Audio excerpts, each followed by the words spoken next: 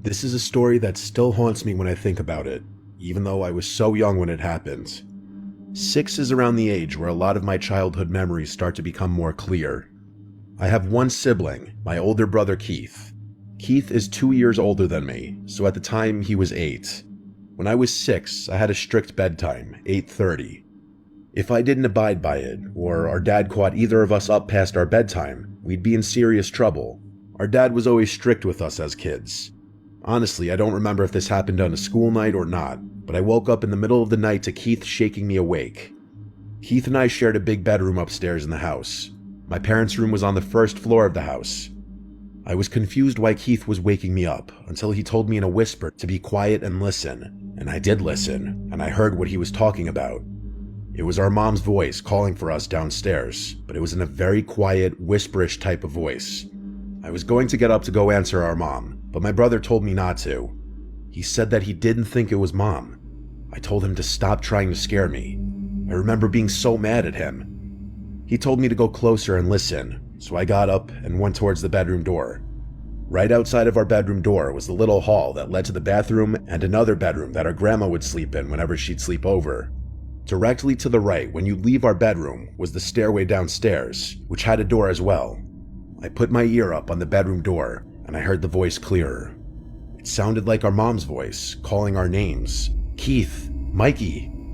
I said to Keith, "That's Mom," and he said, "No, it's not." Somehow, as a 6-year-old, and as the little brother, I found myself being the one confident enough to open our bedroom door and then listen through the stairway door. But now, the voice stopped. I whispered to Keith that Mom walked away, and again he said, "That's not Mom." I kept telling him to shut up and that he was scaring me. I unlocked the stairway door and slowly pulled it open to avoid making noise, and when the door was open just enough, I peered through the opening. At the bottom of the stairs was clear as day the silhouette of a person, a woman, but right away I knew it was not our mom.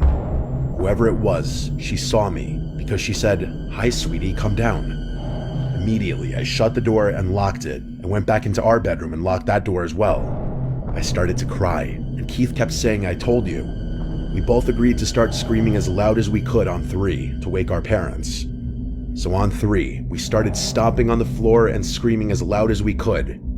It didn't take long for our parents to barge up the stairs pounding on the locked door. At first, our dad was pissed about the door being locked, but as soon as we let them in, they saw that I had been crying and we were genuinely disturbed about something. They listened to us. My mom was particularly concerned after telling us she was not at the bottom of the stairs and she was not calling our names. She asked what the woman looked like, but all we could say was we couldn't tell. Meanwhile, I remember our dad running downstairs to, I guess, look around for the woman. After a bit, our mom kissed us goodnight again, and I'm pretty sure she told us to lock the doors, which was a first. I was too young to catch on, but it seemed as if our parents knew exactly who it could have been. Keith and I looked out the window when we heard the doorbell after a while, and we saw a police car outside. We wanted to go downstairs, but we stayed put. I remember we begged our parents to tell us who it was and what happened, but our parents would always say they didn't know. They would also say they're proud of us for not going downstairs. Personally, I think they did know who it was, and to save my brother and I from any kind of further trauma or fear, they just never told us, because the last time I saw my parents for dinner, I asked them about it, and they still shrugged it off as some random intruder, but that never explained how that woman knew our names.